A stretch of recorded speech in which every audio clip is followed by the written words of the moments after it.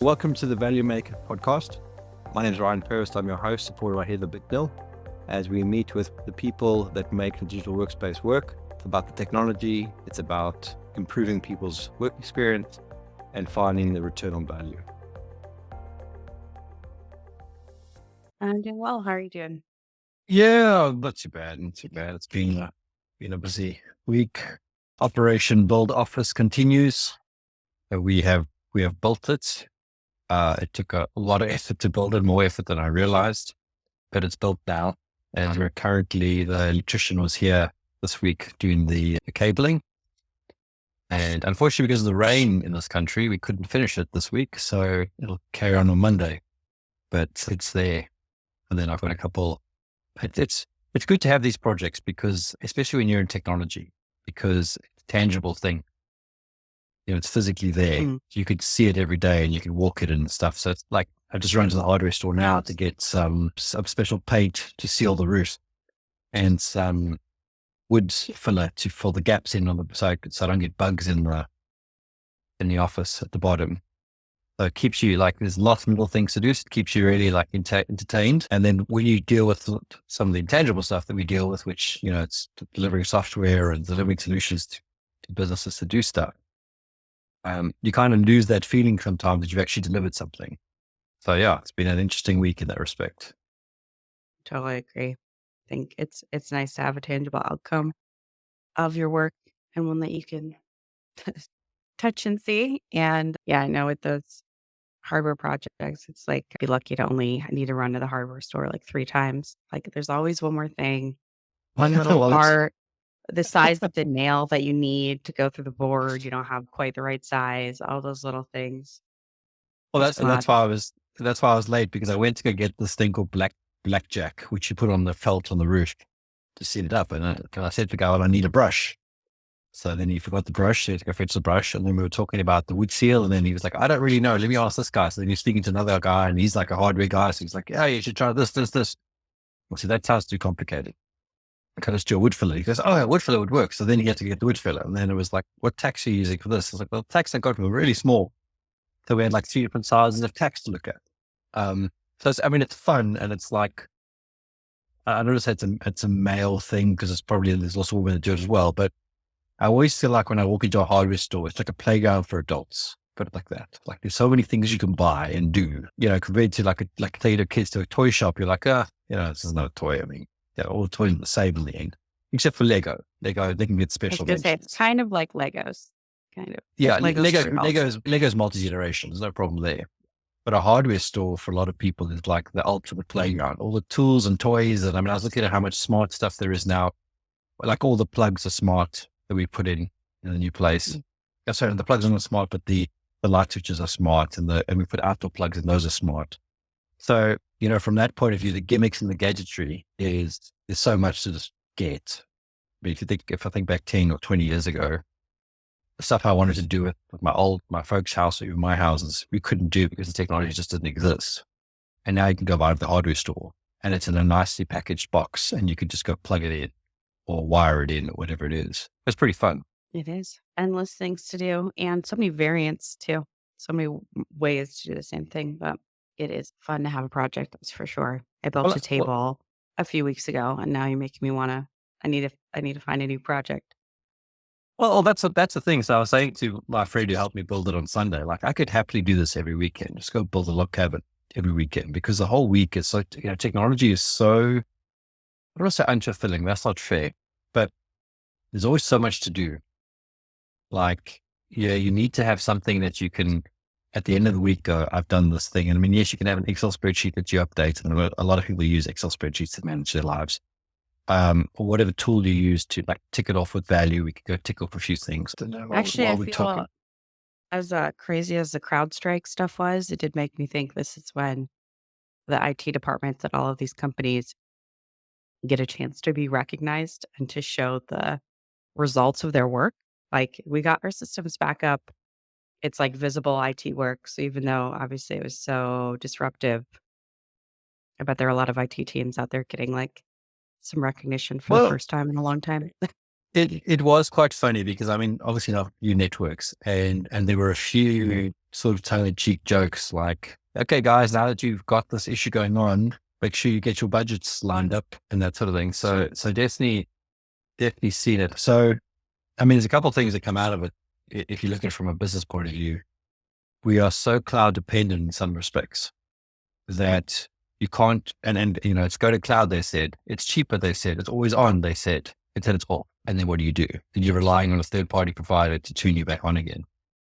So, yeah, your business continuity planning has to come back into play. What is your backup plan if you go offline? What is your data risk? Where is your data sitting at that point in time if it goes offline? What is your service levels to your customers if that goes offline? And I don't know if you remember the hack that Maersk went through a couple of years ago, which they basically had some ransomware that basically wiped out the whole organization. They had to start fresh. And they were down for, I want to say months. I think it cost them 300 million or something in the impact. And it was a friend of mine's logistics company. They also were hacked and they were also down and they went back to pen and paper. Now imagine your job with pen and paper. Imagine trying to do a PowerPoint presentation with pen and paper. Imagine doing an Excel spreadsheet, with pen and paper. Hospitals do it. Epic goes down and they resort back to their pen and paper process. It's not, Well, I don't know how common it is, but it happens. Well, my wife had surgery on Tuesday. And, there was this is a pretty modern hotel hospital. I mean, it was, they were using tablets to confirm things and stuff, but there was still pen and paper parts. They were signing for medication and all that kind of stuff. And I always wonder, when you look at it, you go like, and I live in a technology world. So I'm like, why on earth are you using paper? But I'm still using diaries. I have multiple moleskins that I still use. I said my value notebook that I still use because not so much that I'm worried about the technology failing. It just feels better. If I'm honest, it feels better to write something. It feels better to scratch it out that it's done. It feels better to scratch it out if it's wrong, so we can improve on it. And then sort of once you've finished that manual piece, that tactile part, then go put it into the system.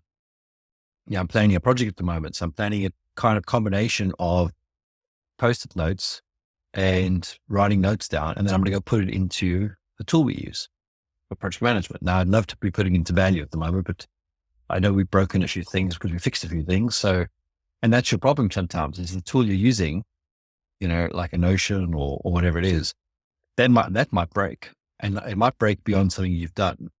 And then what do you do?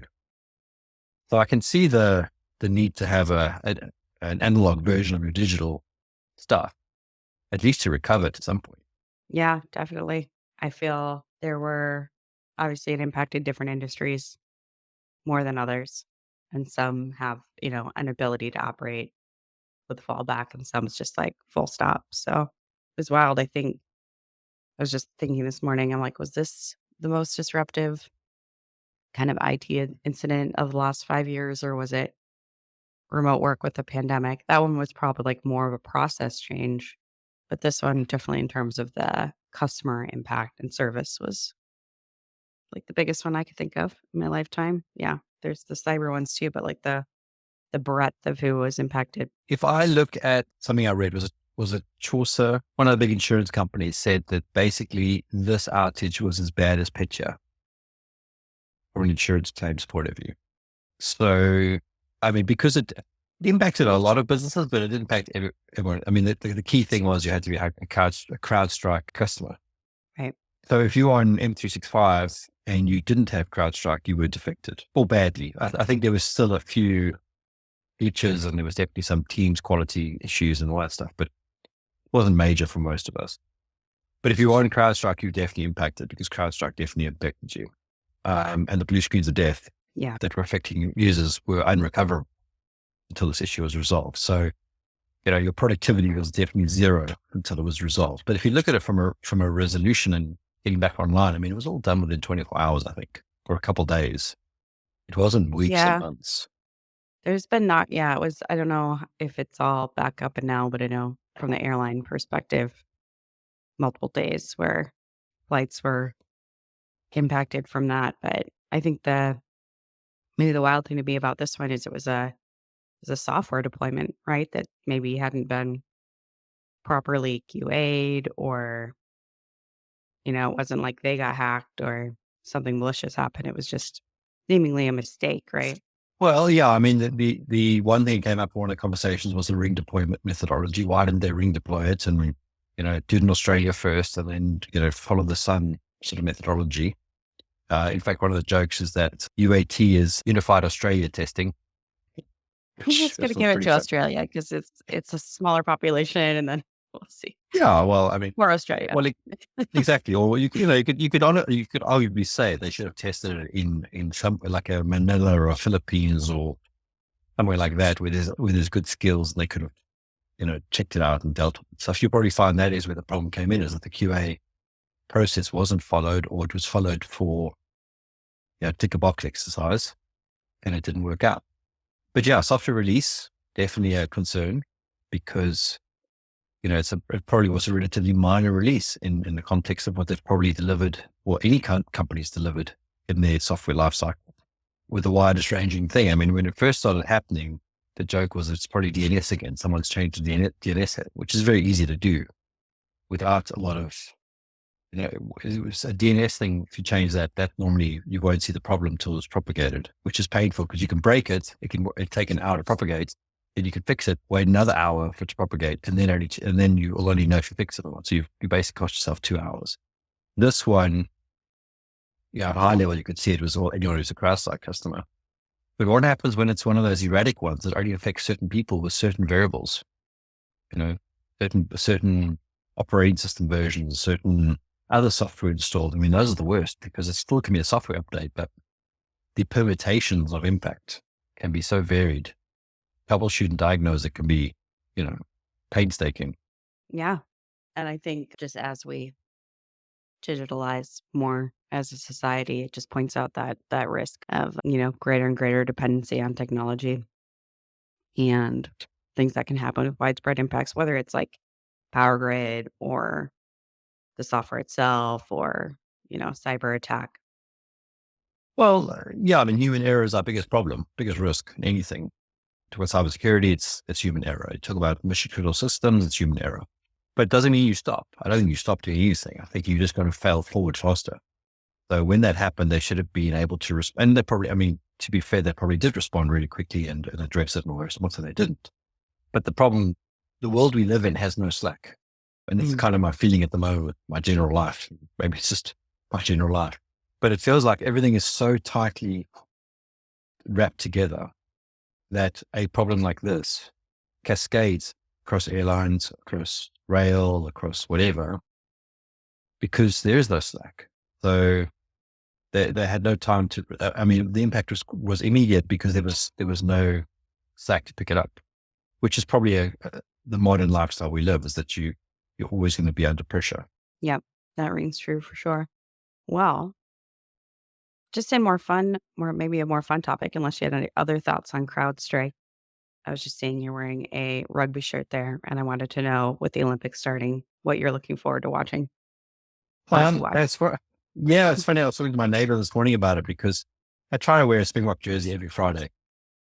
And it's actually a South African thing that you always wear a sports shirt every Friday. It was started by one of the CEOs of one of the businesses called My Broadband in those days. And I'm talking 15, 20 years ago. And it's actually an interesting thing that if you ever go into South Africa, you will see that there is always someone wearing a South African sports shirt anywhere you go. Not necessarily everyone will be wearing, but you'll always find someone. And I always see it when I travel as well. Always see a South African wearing a South African shirt. You can at least have one. And sometimes I'm the one. And it is quite funny because even going to a place where I don't know anybody, if I'm wearing my Springbok jersey, South Africa will come and talk to me. And it's kind of like that recognition thing. So going to the Olympics, the biggest thing for us right now is the sevens, the rugby sevens. So we've had a pretty good team for a lot of years, but we've never won gold at the Olympics. So, and the team managed to make it through to the semi-finals now. And the nice thing about sevens is they play like 3 games a day for your team.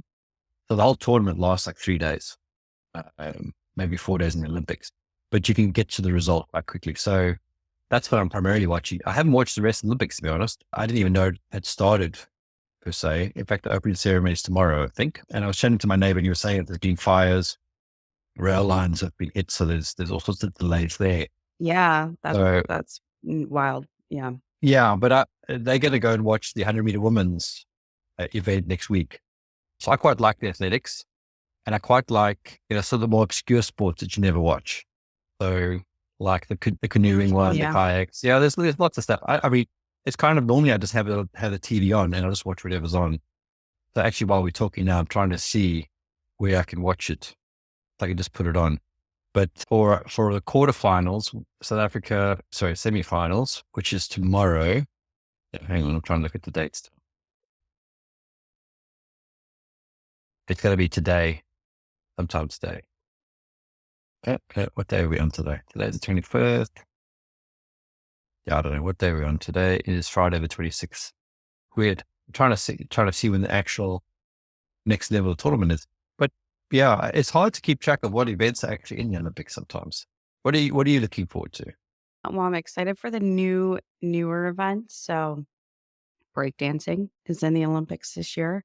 Oh wow. There's Okay. new rock climbing events. So I guess they've had it in before, but it was kind of just one mass event, or they're splitting it out into more ones, which if you haven't seen people do that, especially the speed scaling, the rock walls is worth a watch because it's amazing how quickly people can move up those courses. And to see it from a race perspective is wild. And yeah, I'm kind of like you. I just bop around for the different events and see what's going on. But I love the swimming because I did that as a kid. So it also, I feel like when you've done a sport, you have like another level of appreciation for the athleticism. Yeah, I'm trying to remember if softball made it in this year or not. Mm, Trying to see here actually. It's possible.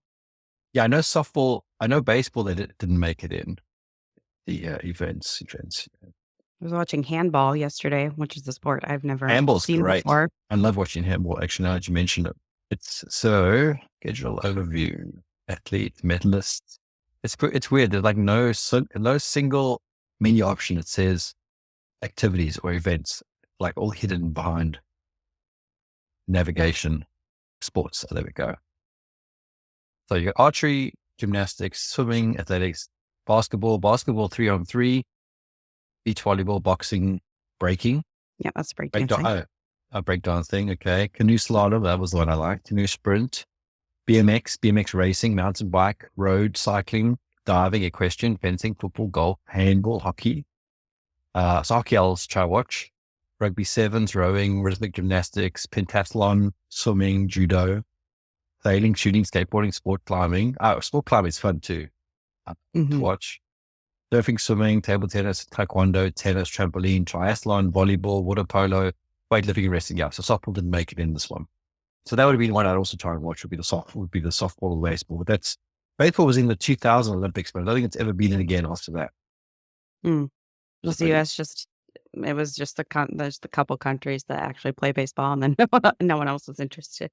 Yeah, I don't know how they do it. To be honest, I think it's one of those things where there's a vote and you got to lobby, and there's probably some criteria rules. But I mean, breakdancing to me is not a sport per se, and I'll probably get slammed for that. But I would call it an I like the art. big ones.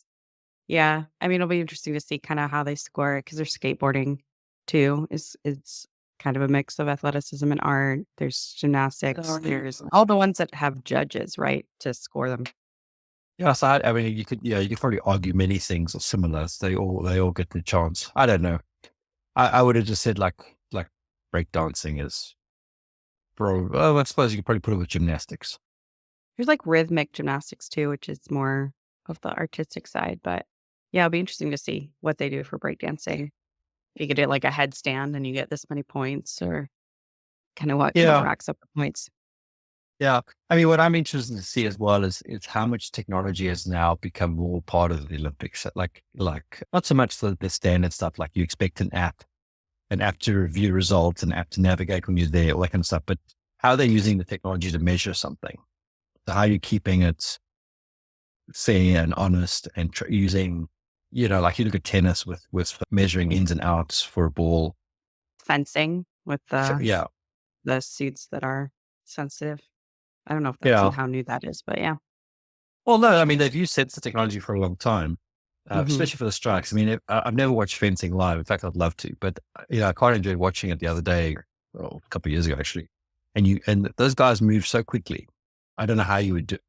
I mean, I suppose if you're skilled, you'll know what's going on. But for the average person, it's like watching ice hockey to watch the puck. It just moves so quickly. Unless you know where to look, you will get lost quite quickly. And in fact, I remember they used to do with ice hockey. They used to track the puck with like a purple glow on TV so you could watch. And they stopped doing it after a while. I don't know why, but it was actually the most useful thing that they ever did. Because often you can't, because the TV frames per second are not fast enough, you don't often see the puck until Yeah. it's in the goal, or you kind of can see somebody doing something that tells you where it is. Yeah. Well, looking forward to watching that. And I know we're at time, but we can chat more about it as it goes on. Yeah, we'll I'm chat next looking week. forward to seeing the demo next week. Yeah, for sure. For sure. Super. Thanks, Ed. Have a good weekend. You too. All Chat right. later. Cheers, Ed. Bye. Bye. Thank you for listening to our episode. I hope you enjoyed it. Please share it with your friends and colleagues. Help us grow our network. Please also check out our website at www.valuu.work and our product that's on there. It's something we worked really hard on. We hope that it benefits you.